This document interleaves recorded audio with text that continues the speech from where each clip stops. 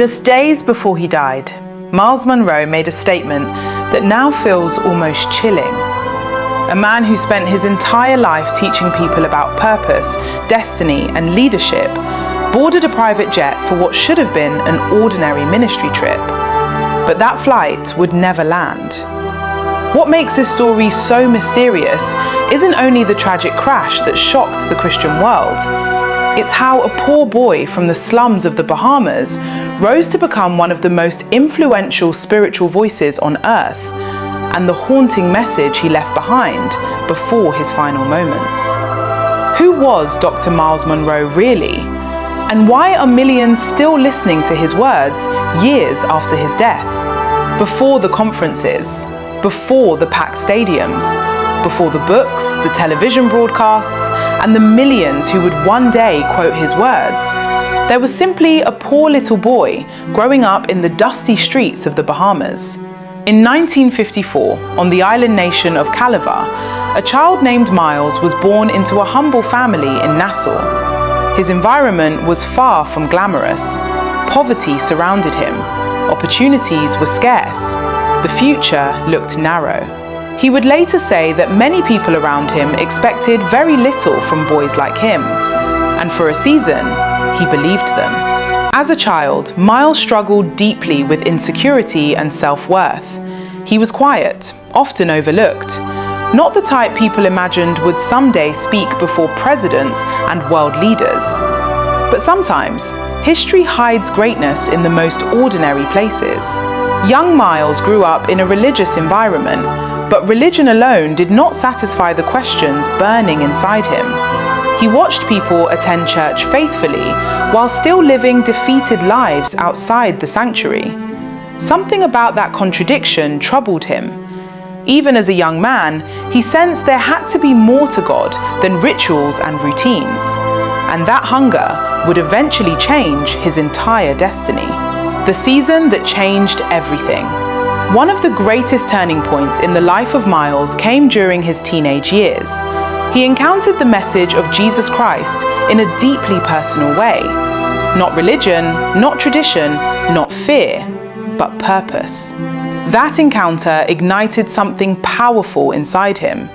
For the first time, he began to believe that his life carried value, that he was not an accident, that God had not created him merely to survive. This became one of the recurring themes of his life. The greatest tragedy is not death, but life without purpose. Those words were not born in a conference hall. They were born from his own journey out of insignificance.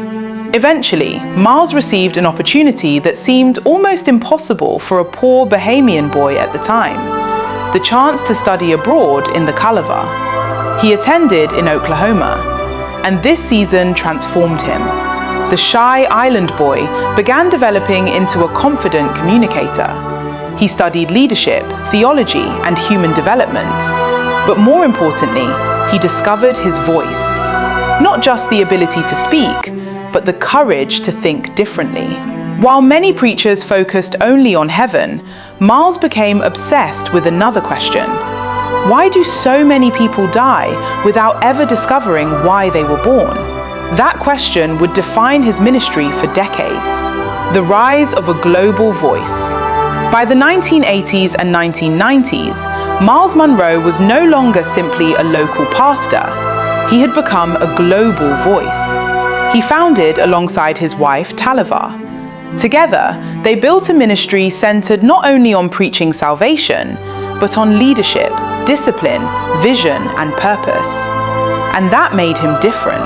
Myles Munroe spoke like a pastor, but also like a teacher, a coach, and sometimes even a philosopher. He challenged people to stop blaming society, stop waiting for miracles alone, and begin developing the gifts God placed inside them. His messages spread rapidly across Africa, the Caribbean, Europe, and North America. Millions listened to his teachings on leadership and purpose. His books became international bestsellers. Works like Understanding Purpose, The Spirit of Leadership, and Rediscovering the Kingdom turned him into one of the most influential Christian voices of his generation. But what made people listen was not merely his intelligence, it was conviction. He spoke like a man who truly believed every human being carried hidden greatness. And in a world full of hopelessness, that message exploded. The man behind the microphone. Behind the powerful sermons and packed auditoriums was a man who deeply valued family, often spoke about his love for his wife Ruth and their children. To him, leadership began at home. This was another subtle lesson from his life. Success means very little if you lose the people closest to you. He believed many leaders built public empires while privately destroying their families. So even while traveling the world, he consistently emphasized balance, character, and integrity. And unlike many celebrity preachers of his era, Myles constantly redirected attention away from fame and back toward purpose. He warned people not to worship gifted individuals, because eventually, every human being dies. And perhaps that truth became most shocking in the final chapter of his story, The Final Flight. November 9th, 2014. It began like an ordinary ministry trip. Myles, his wife, and several ministry leaders boarded a small private jet headed for Grand Bahama Island. They were traveling to a leadership conference. No one knew it would be their final journey. As the aircraft approached the airport near Freeport, tragedy struck. The plane crashed.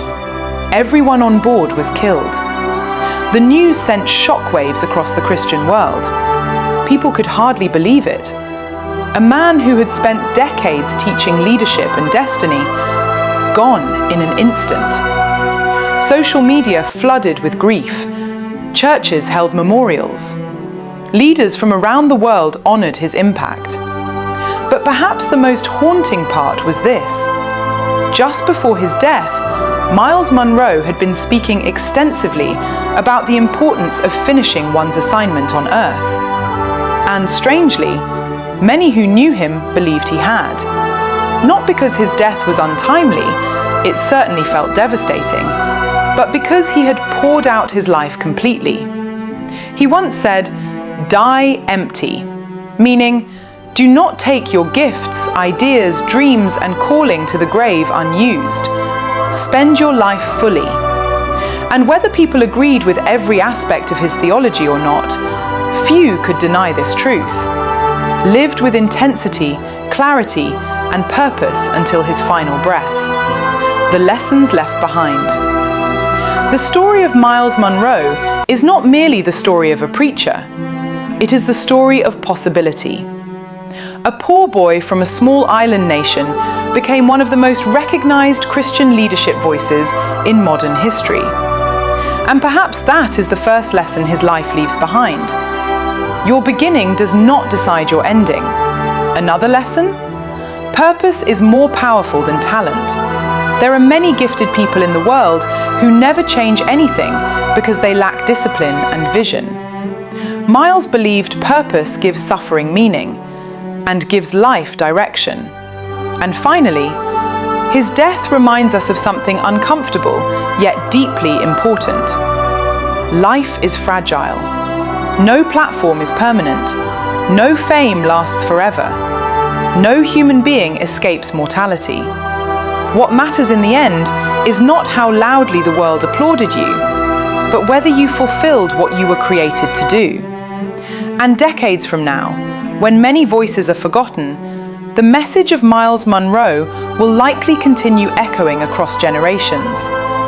The richest place in the world is the graveyard, because buried there are dreams that were never pursued.